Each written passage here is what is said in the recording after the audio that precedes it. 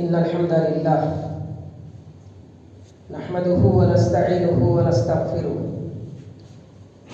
ونعوذ بالله من شرور أنفسنا ومن سيئات أعمالنا من يهده الله فلا مضل له ومن يضلل فلا هادي له وأشهد أن لا إله إلا الله وأشهد أن محمدا عبده ورسوله أما بعد فإن خير الحديث كتاب الله وخير الهدي هدي محمد صلى الله عليه وسلم وشر الأمور محدثاتها وكل محدثة بدعة وكل بدعة ضلالة وكل ضلالة في النار. أعوذ بالله من الشيطان الرجيم. بسم الله الرحمن الرحيم. قل يا عبادي الذين أسرفوا على أنفسهم لا تقنطوا من رحمة الله إن الله يغفر الذنوب جميعا إنه هو الغفور الرحيم. تمام تعریفیں بزرگی اور بڑائی حمد و ثنا اللہ رب العالمین کے لیے لائق و زیبا ہے جس نے اس عظیم کائنات کو پیدا کیا. صلاۃ و سلام و آخری نبی حضرت محمد مصطفیٰ صلی اللہ علیہ وسلم پر جن کی کوششوں سے آج ہم اسلام کے سائے میں زندگی بسر کر رہے ہیں.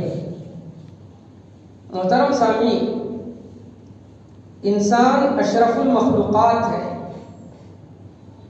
یعنی اللہ تعالیٰ نے جتنی مخلوقات پیدا کی ان میں اللہ تعالیٰ نے انسان کو بہت ساری مخلوقات میں افضل بنایا ہے. انسان کے اشرف اور افضل ہونے کے باوجود اس کی ایک کمزوری اور خامی یہ ہے کہ اس سے گناہ سرزد ہوتے رہتے ہیں.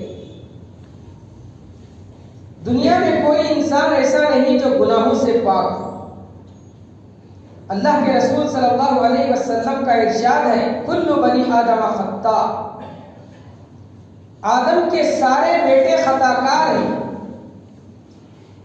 صحیح مسلم کی روایت میں اللہ کے رسول صلی اللہ علیہ وسلم نے فرمایا کہ لو لم تذنبوا لذهب الله بكم ولجاء بقوم يذنبون فيستغفرون فيغفر لهم، کہ اگر تم سے گناہ سرزد نہ ہو تو اللہ تعالیٰ تم کو اس دنیا سے ختم کر دے گا.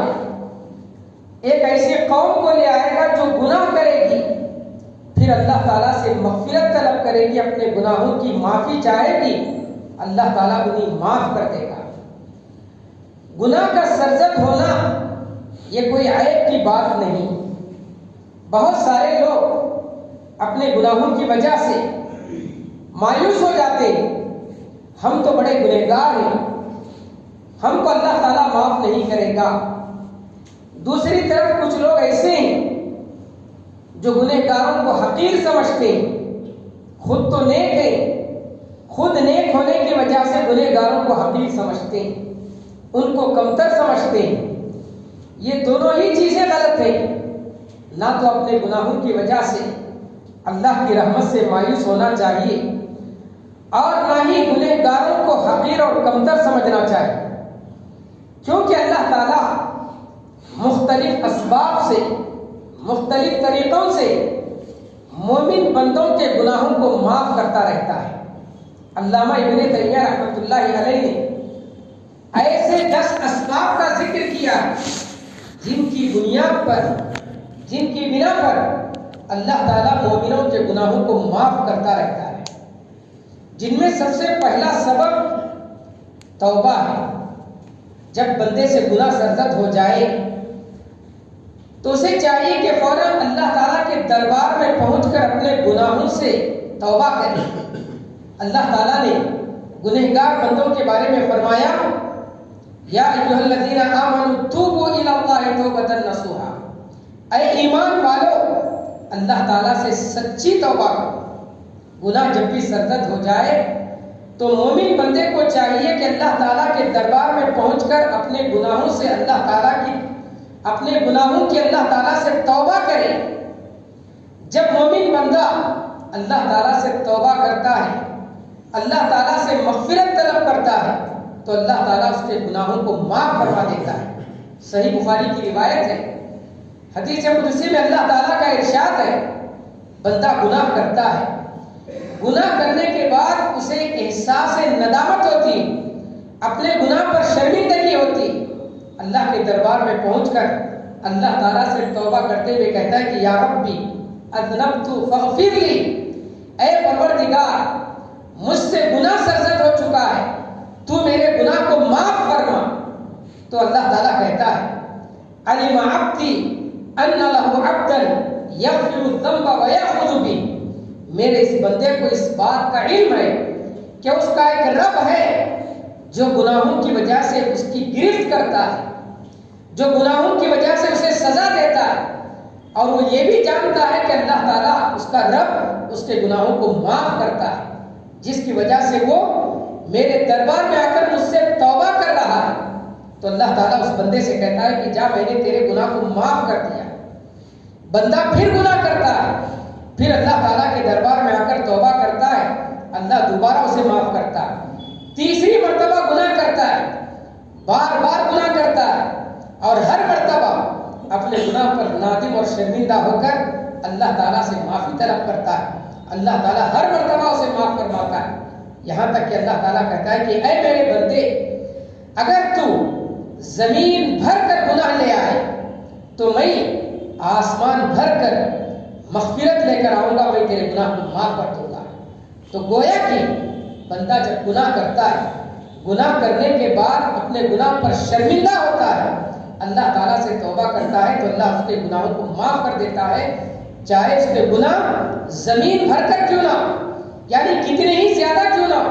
شرط یہ ہے کہ ہم پوری ندامت اور شرمندگی کے ساتھ اپنے گناہوں کی اللہ تعالیٰ سے توبہ کریں۔ گناہ کرنے کے بعد توبہ کرنے کا یہ مطلب نہیں کہ ہم پہلے ہی گناہ کرنے کا ارادہ کر لیں اور پہلے ہی یہ ارادہ کر لیں کہ میں گناہ کرنے کے بعد اللہ تعالیٰ سے معافی چاہوں گا، بلکہ انسان چاہے کتنا بھی اپنے آپ کو بچائے اس سے گناہ سرزد ہو ہی جاتے ہیں۔ گناہ سے بچنے کی پوری کوشش کرے، اس کے باوجود اگر اس سے گناہ سرزد ہو جاتا ہے تو اسے چاہیے کہ اللہ تعالیٰ کے دربار میں پہنچ کر اللہ تعالیٰ سے اپنے گناہوں کی توبہ کرے، اللہ اس کے گناہ کو معاف کرے گا۔ یہ پہلا ذریعہ ہے جس کے ذریعے اللہ تعالیٰ مومن کے گناہوں کو معاف فرماتا ہے۔ اور دوسرا ذریعہ ہے استغفار، توبہ ہی کی طرح استغفار ہے۔ استغفار کا مطلب بھی اللہ تعالیٰ سے گناہوں کی مغفرت طلب کرنا، اللہ تعالیٰ سے گناہوں کی معافی طلب کرنا۔ توبہ اور استغفار میں فرق یہ ہے کہ توبہ عام طور پر گناہ سرزد ہونے کے بعد کیا جاتا ہے، اور استغفار چاہے گناہ ہو یا نہ ہو اللہ تعالیٰ سے اپنے گناہوں کی مغفرت طلب کرتے رہنا، استغفر اللہ پڑھتے رہنا، یہ استغفار کہلاتا ہے۔ ہم جب نماز سے فارغ ہوتے ہیں، نماز سے فارغ ہونے کے بعد اللہ کے رسول نے ہمیں جو نماز کے بعد کے اذکار سکھلائے ان میں سے ایک یہ بھی ہے کہ نماز سے فارغ ہونے کے فوری بعد امام صاحب بلند آواز سے اللہ اکبر کہتے ہیں، پھر اس کے بعد 3 مرتبہ استغفر اللہ استغفر اللہ استغفر اللہ کہتے ہیں، اللہ تعالیٰ سے اپنے گناہوں کی مغفرت طلب کرتے ہیں۔ حالانکہ اس وقت تو کوئی گناہ نہیں ہوا، نیکی کا کام کیا گیا، نماز نیکی کا کام ہے، لیکن اس کے فوری بعد استغفار کیا جا رہا ہے۔ تو استغفار کے لیے گناہ کا ہونا شرط نہیں، ہمیشہ اللہ تعالیٰ سے استغفار کرتے رہنا چاہیے، یہ بھی ہمارے گناہوں کی مغفرت کا ذریعہ ہے۔ اللہ کے رسول صلی اللہ علیہ وسلم فرماتے ہیں کہ میں دن میں 70 سے زائد مرتبہ استغفار کیا کرتا ہوں، تم بھی کثرت سے اللہ تعالیٰ سے استغفار کیا کرو، استغفر اللہ پڑھا کرو۔ تو یہ دوسرا ذریعہ ہے ایک مومن کے گناہوں کی مغفرت کا۔ اور تیسرا ذریعہ نیکیاں، یہ نیکیاں انسان کے گناہوں کو مٹا دیتی ہیں۔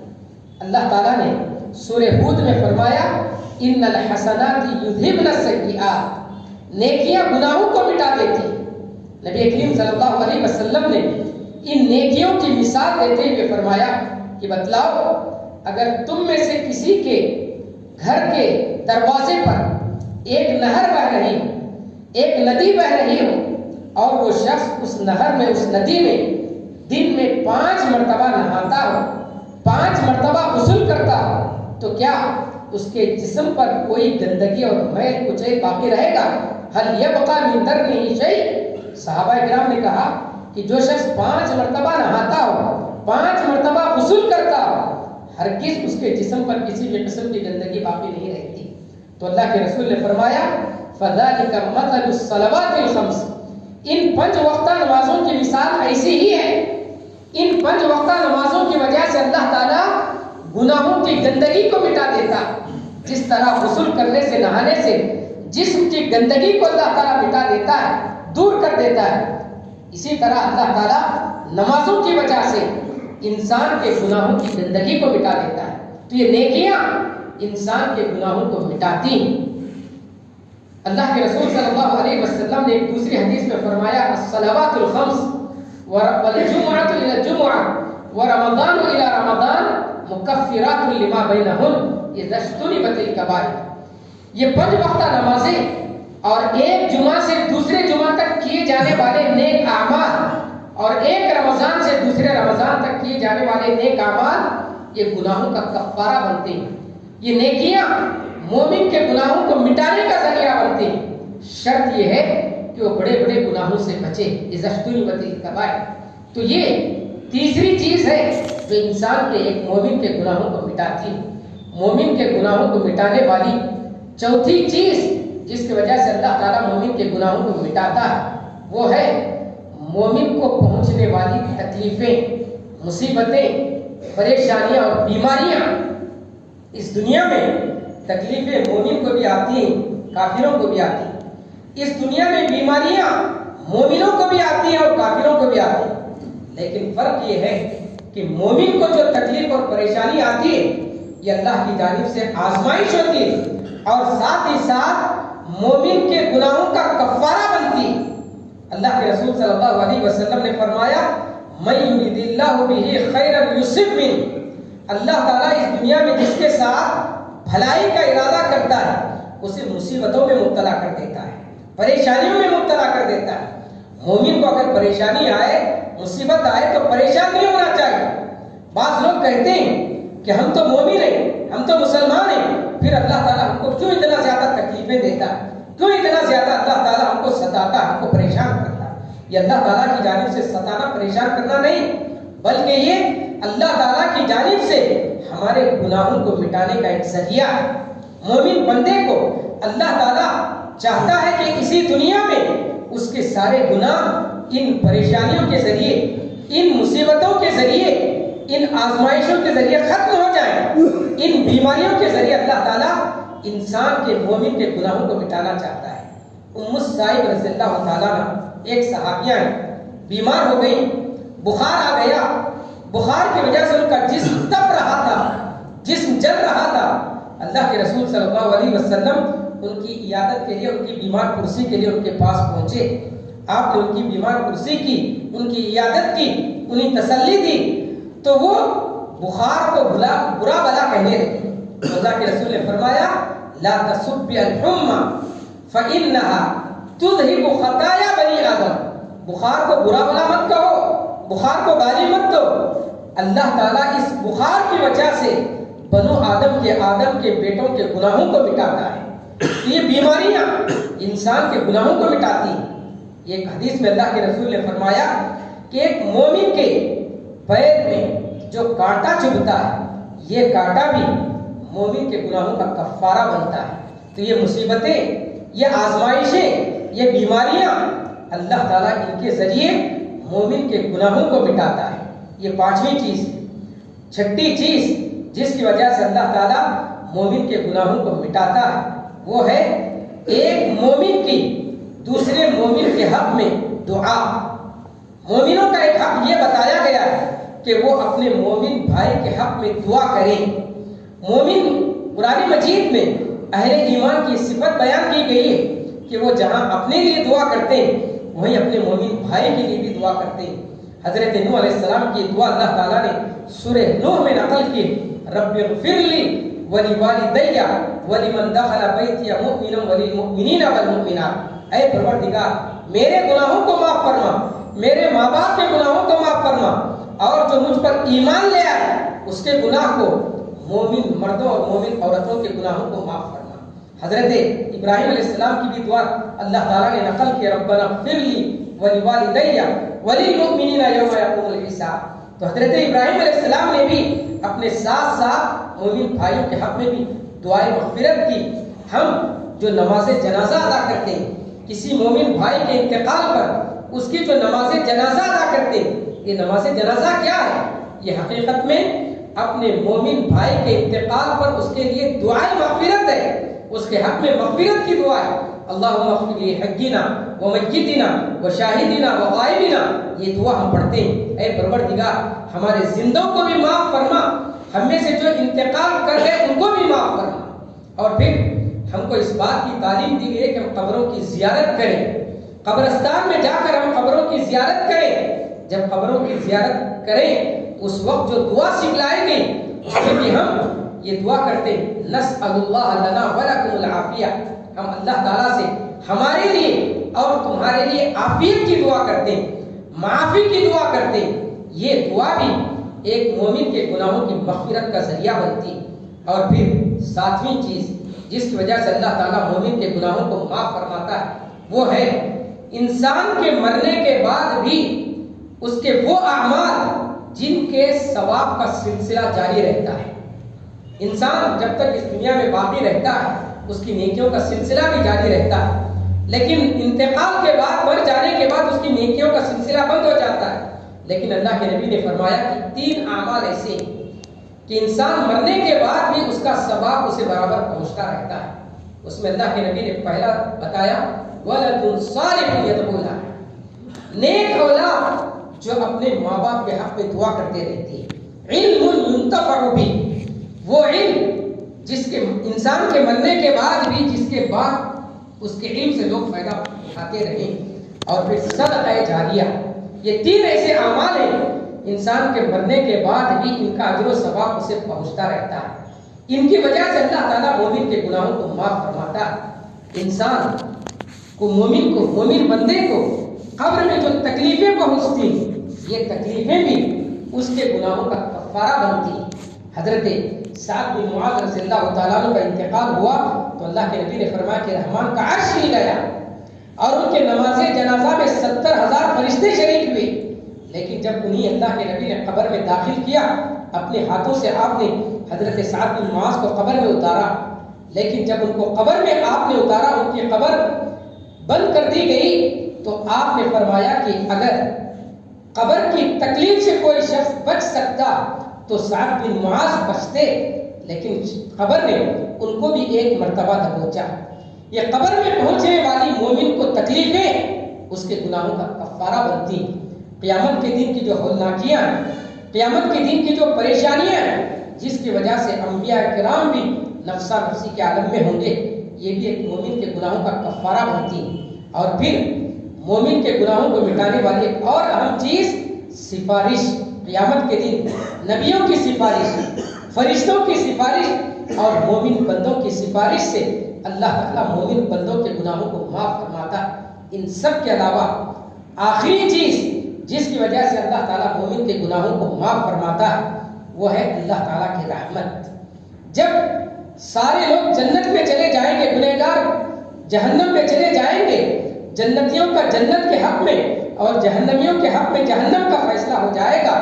اب جہنم سے کسی کو نکالا جانے کا کوئی سوال باقی نہیں رہے گا تو اللہ تعالیٰ فرماتا ہے فَلَمْ يَبْقَ إِلَّا أَرْحَمُ الرَّاحِمِينَ فَيَقْبِضُ قَبْضَةً مِّنَ النَّارِ فَيُخْرِجُ مِنْهَا قَوْمًا لَمْ يَعْمَلُوا خَيْرًا قَطُّ۔ تو اللہ تعالیٰ اس وقت کوئی چیز باقی نہیں رہے گی سوائے ارحم الراحمین کے۔ تو اللہ تعالیٰ ایک مٹھی جہنم سے لوگوں کو نکالے گا جو کبھی کوئی خیر کا کام، نیکی کا کام نہیں کیے ہوں گے، اور اپنے رحم و کرم سے اللہ تعالیٰ انہیں جہنم سے نکال کر جنت میں داخل کرے گا۔ یہ اللہ تعالیٰ کے رحم و کرم۔ اللہ تعالیٰ اپنے رحم و کرم سے بھی بہت سارے گنہگار بندوں کو معاف فرماتا ہے۔ اسی لیے اللہ تعالیٰ نے سورہ زمر میں خصوصاً گنہگار بندوں کو خطاب کر کے فرمایا قُلْ يَا عِبَادِيَ الَّذِينَ أَسْرَفُوا عَلَىٰ أَنفُسِهِمْ، اے میرے وہ بندوں جنہوں نے گناہ کر کے اپنے آپ پر زیادتی کی۔ اللہ تعالیٰ کا خطاب اپنے نیک بندوں سے نہیں، مومن بندوں سے نہیں، گنہگار بندوں سے۔ اور بڑے پیار سے اللہ تعالیٰ کہتا ہے کہ اے میرے وہ بندو جنہوں نے اپنے نفسوں پر زیادتی کی، لا تقنطوا من رحمت اللہ، اللہ کی رحمت سے مایوس نہ ہو جاؤ۔ ان اللہ یغفر الذنوب جميعا، اللہ تعالیٰ سارے گناہوں کو معاف فرمانے والا ہے۔ تو غرض یہ 10 ایسے اسباب ہیں جن کی بنا پر اللہ تعالیٰ مومن بندوں کے گناہوں کو معاف فرماتا ہے۔ اس لیے ہم اپنے گناہوں کی وجہ سے اللہ کی رحمت سے مایوس نہ ہوں، اور اگر ہم نیک ہوں تو گنہگار بندوں کو حقیر نہ سمجھیں۔ معلوم نہیں کہ ہم اپنے آپ کو نیک سمجھ رہے ہوں، جس کو ہم گنہگار سمجھ رہے ہوں، جس کو گناہوں کی وجہ سے حقیر سمجھ رہے ہوں، اللہ تعالیٰ کسی وجہ سے ان کے گناہوں کو معاف کر دے، اور ہم کو کسی وجہ سے اللہ تعالیٰ جہنم میں داخل کر دے۔ جس نے نبوت پر 9 آدمیوں کو قتل کیا، ایسے قاتل کو اللہ تعالیٰ نے معاف کر کے جنت میں داخل کر دیا۔ ہم نہیں کہہ سکتے کہ اللہ تعالیٰ کس کو معاف کرے گا، کس کا کون اللہ تعالیٰ کی نظر میں محبوب اور پسندیدہ۔ ہم اللہ تعالیٰ سے ہمیشہ مغفرت طلب کرتے رہیں، اور مغفرت کے جو اسباب ہیں ان اسباب کو اپنائیں تاکہ اللہ تعالیٰ ہماری مغفرت فرمائے۔ اللہ تعالیٰ سے دعا ہے کہ اللہ تعالیٰ ہمیں گناہوں سے بچنے اور گناہوں کی مغفرت کے جو اسباب بتائے ان اسباب کو اپنانے کے اللہ میں توفیق عطا فرمائے۔ آمین۔ بارک اللہ لنا ولکم فی القرآن المجید ونفعنا وإیاکم بالآیات والذکر الحکیم، انہ تعالی جواد کریم ملک مرحوم۔